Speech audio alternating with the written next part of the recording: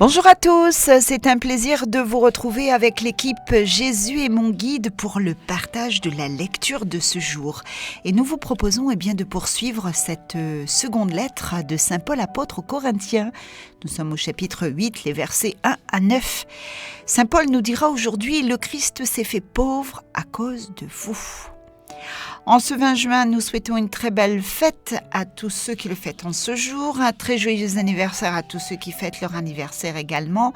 Et nous vous invitons à démarrer en priant avec le psaume 94, les versets 6 à 7, qui nous est proposé dans l'antienne d'ouverture de ce jour. Venez, adorons Dieu, prosternons-nous devant le Seigneur qui nous a fait, car il est notre Dieu. Dans ton inlassable tendresse, nous t'en prions, Seigneur, veille sur ta famille. Elle s'appuie sur la grâce du ciel. Son unique espérance, qu'elle soit toujours assurée de ta protection. Par Jésus-Christ, ton Fils, notre Seigneur et notre Dieu, lui qui vit et règne pour les siècles des siècles. Amen. Et pour commencer notre séquence aujourd'hui, nous vous proposons de le faire en demandant à l'Esprit Saint de venir embraser nos cœurs. Ouvrons notre cœur à l'Esprit Saint, qu'il vienne briser l'armure, briser cette armure qui est encore dans notre cœur, qui nous empêche de nous libérer, de nous ouvrir. Laissons l'Esprit Saint venir en nous, venir nous apporter tout son amour. Esprit Saint, viens, nous te le demandons.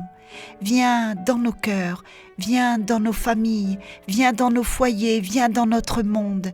Viens apporter cette liberté, viens briser l'armure qui est encore dans notre cœur. Ouvrons notre cœur à l'Esprit Saint. J'ouvre mon cœur, brise l'armure avec le groupe Glorious.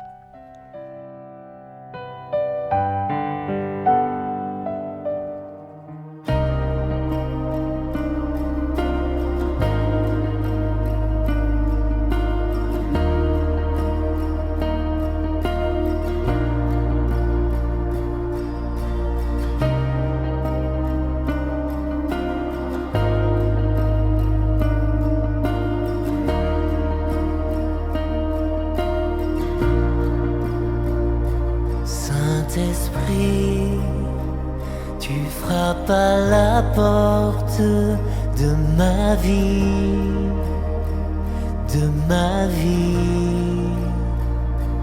Aujourd'hui, je veux t'accueillir en moi, Saint-Esprit.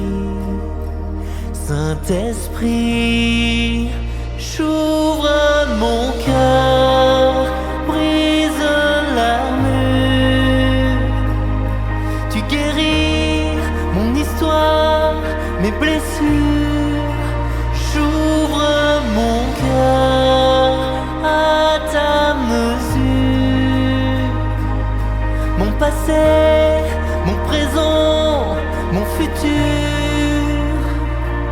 Saint-Esprit, tu frappes à la porte de ma vie,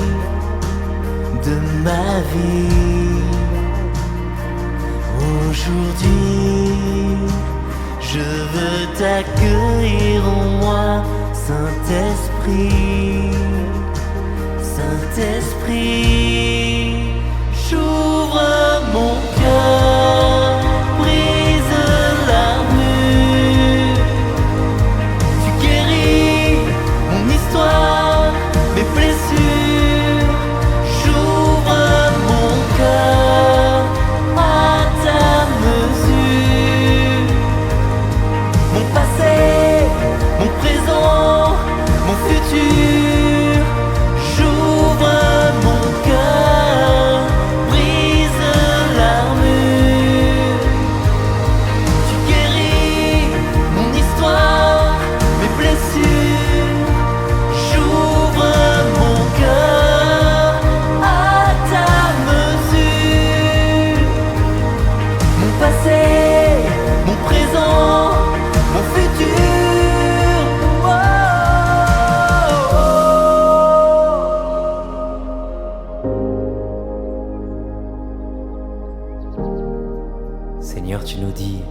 Voici que je me tiens à la porte et que je frappe. Aujourd'hui, je veux t'ouvrir mon cœur à ta présence, à ton amour. J'ouvre mon cœur, brise l'armure. Tu guéris mon histoire, mes blessures.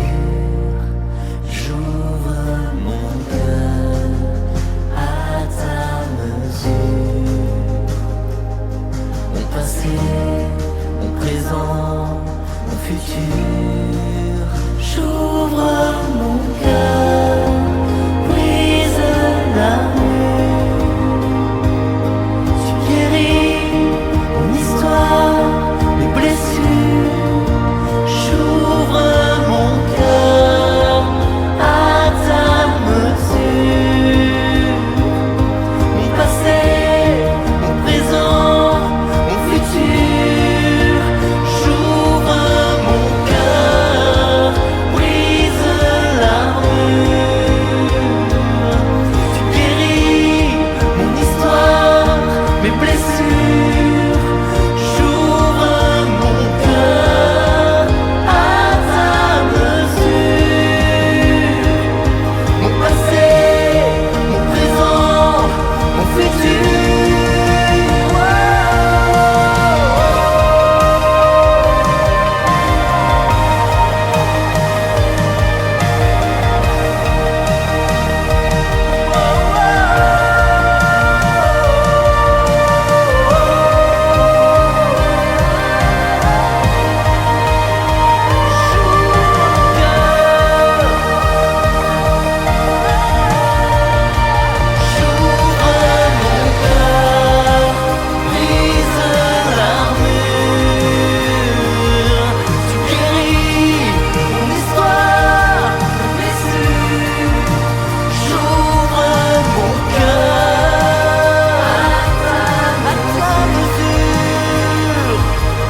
passé, mon présent, mon futur.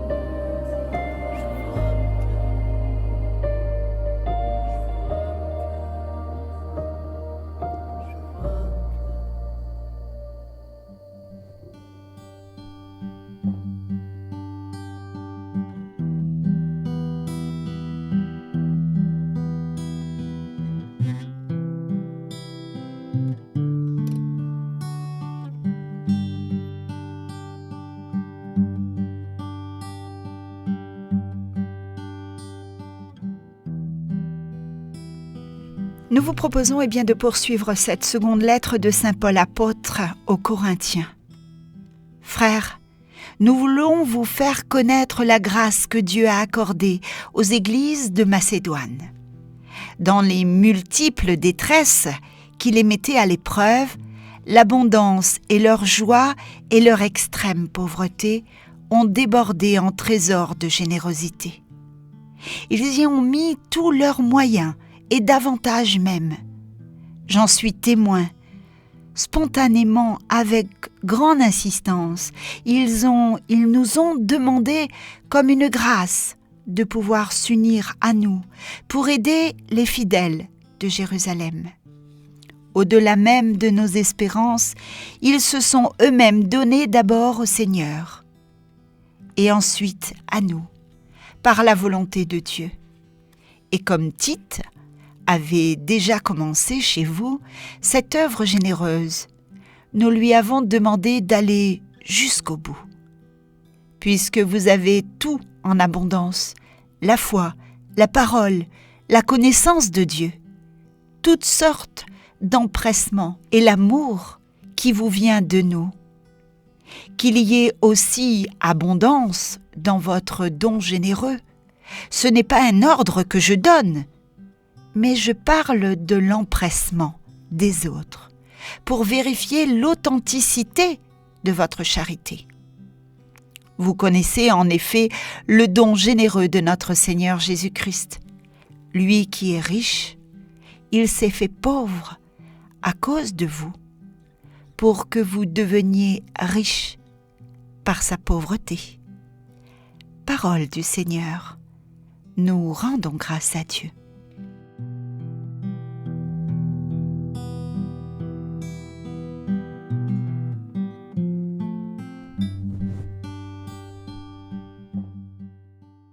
Eh bien, je vous invite à méditer avec ce passage d'une homélie du pape François en juin 2015 à la maison Sainte-Marthe. Il nous parle de richesse et pauvreté. La théologie de la pauvreté est le nœud central de la réflexion du pape. Il est parti de l'extrait de la 2e épître aux Corinthiens que nous venons d'entendre, dans lequel saint Paul est en train d'organiser dans l'église de Corinthe une collecte pour l'église de Jérusalem, qui vit des moments difficiles de pauvreté. Pour éviter que la récolte ne soit faite de la mauvaise façon, l'apôtre fait quelques considérations. Une sorte de théologie de la pauvreté. Justement, des précisions nécessaires car le mot « pauvreté » est un mot qui met toujours dans l'embarras. Bien souvent, en effet, nous avons entendu dire « mais ce prêtre parle trop de pauvreté, cet évêque parle de pauvreté, ce chrétien, cette sœur parle de pauvreté ». Eh bien, au contraire, la pauvreté est précisément au centre de l'Évangile. Si bien que si nous ôtions la pauvreté de l'Évangile, l'on ne comprendrait rien au message de Jésus. Paul s'adresse à l'église de Corinthe. Et comme vous êtes riches, pensez à eux, à l'église de Jérusalem. Mais de quelle richesse Paul parle-t-il ? La réponse se lit immédiatement après. Vous êtes riches en tout, foi, parole, science, empressement de toute nature, charité que nous vous avons communiquée. Et elle est suivie par une exhortation. Ainsi, il vous faut aussi exceller en cette libéralité. Faites plus précisément en sorte que cette richesse si grande, le zèle de la charité, la parole de Dieu, la connaissance de Dieu, parviennent jusque dans les poches. Car quand la foi n'arrive pas jusqu'aux poches, ce n'est pas une foi authentique. Et cela est une règle d'or dont on doit se souvenir. De l'extrait de Paul émerge ensuite une opposition entre richesse et pauvreté. L'Église de Jérusalem est pauvre, en difficulté économique, mais elle est riche, car elle possède le trésor de l'annonce évangélique. Et c'est précisément cette Église de Jérusalem pauvre qui a enrichi l'Église de Corinthe. Avec l'annonce évangélique, elle lui a donné la richesse de l'Évangile. Ceux qui étaient économiquement riches étaient en réalité pauvres, sans l'annonce de l'Évangile. Il y a un échange mutuel, et ainsi de la pauvreté vient la richesse. C'est alors que Paul, par sa pensée, arrive au fondement de ce que nous pouvons appeler la théologie de la pauvreté. Et pourquoi la pauvreté est au centre de l'Évangile ? en considérant l'aspect concret de la vie quotidienne. Le pape a expliqué que quand nous apportons une aide aux pauvres, nous ne faisons que des œuvres de bienfaisance chrétienne. Nous sommes face à un acte bon, un acte humain, mais cela n'est pas la pauvreté chrétienne. Que veut Paul? Que prêche Paul? Parce que pauvreté chrétienne signifie que je donne ce qui est à moi et pas le superflu, et même le nécessaire aux pauvres, parce que je sais qu'il m'enrichit. Et pourquoi est-ce que le pauvre m'enrichit? Parce que Jésus a dit que lui-même est dans le pauvre. Voilà pourquoi la pauvreté n'est pas une idéologie. La pauvreté est au centre de l'Évangile. Dans la théologie de la pauvreté, nous trouvons le mystère du Christ qui s'est abaissé, s'est humilié, s'est appauvri pour nous enrichir. On comprend ainsi pourquoi la première des béatitudes est « Heureux les pauvres d'esprit ». Et être pauvre d'esprit signifie aller sur cette voie du Seigneur, qui s'abaisse tant, qui se fait pain pour nous dans le sacrifice Eucharistie. C'est-à-dire que Jésus continue à s'abaisser dans l'histoire de l'Église, dans le mémorial de sa passion, dans le mémorial de son humiliation, dans le mémorial de son abaissement, dans le mémorial de sa pauvreté. Et il nous enrichit de ce pain. Amen.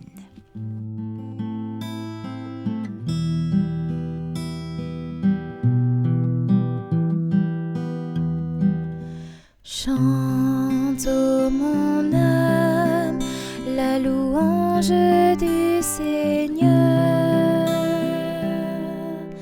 Chante, ô mon âme, la louange du Seigneur. Je veux louer le Seigneur tant que je vis. Chanter mes hymnes pour mon Dieu tant que je dure. Chante, ô mon âme, la louange du Seigneur. Heureux qui s'appuie sur le Dieu de Jacob, qui met son espoir dans le Seigneur son Dieu. Lui qui a fait le ciel et la terre, et la mer et tout ce qu'il renferme. Chante, ô mon âme, la louange du Seigneur. Il garde à jamais sa fidélité, il fait justice aux opprimés. Aux affamés, il donne le pain. Le Seigneur délie les enchaînés. Chante, ô mon âme, la louange du Seigneur. Le Seigneur ouvre les yeux des aveugles. Le Seigneur redresse les accablés. Le Seigneur aime les justes, le Seigneur protège l'étranger. Chante, ô mon âme, la louange du Seigneur. Chante, ô mon âme, la louange du Seigneur.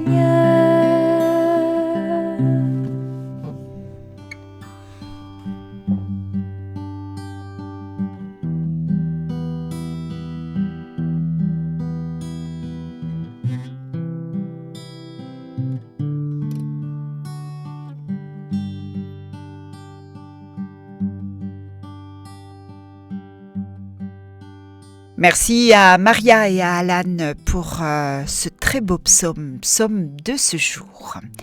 Et nous allons nous séparer, il est déjà l'heure. Merci à tous de votre fidélité.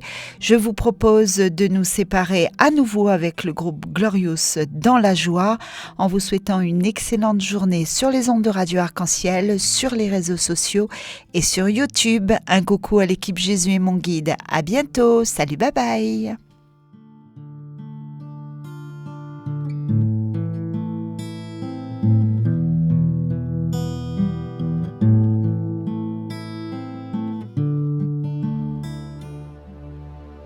Je suis dans la joie, une joie immense. Je suis dans l'allégresse, car mon Dieu m'a libéré. Je suis dans la joie, une joie immense. Je suis dans l'allégresse, car mon Dieu m'a libéré.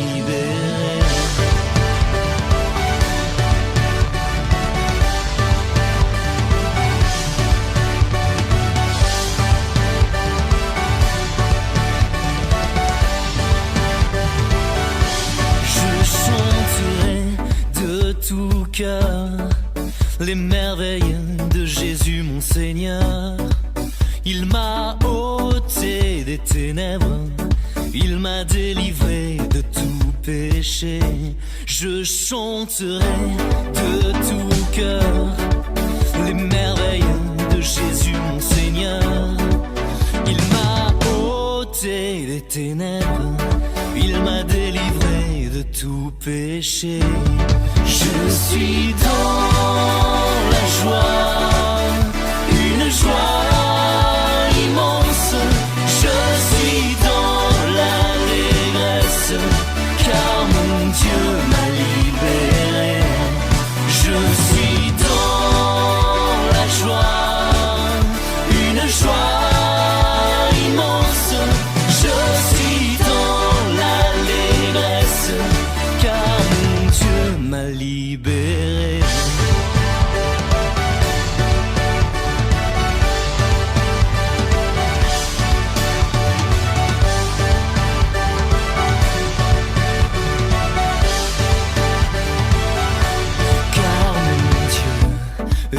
Fidèle, il ne m'abandonne jamais. Je n'ai plus rien à craindre, car mon Dieu m'a libéré. Car mon Dieu est fidèle, il ne m'abandonne jamais. Je n'ai plus rien à craindre, car mon Dieu m'a libéré. Je suis dans la joie, une joie immense. Je suis dans l'allégresse, car mon Dieu m'a libéré. Je suis dans la joie, une joie immense. Je suis dans l'allégresse, car mon Dieu m'a libéré.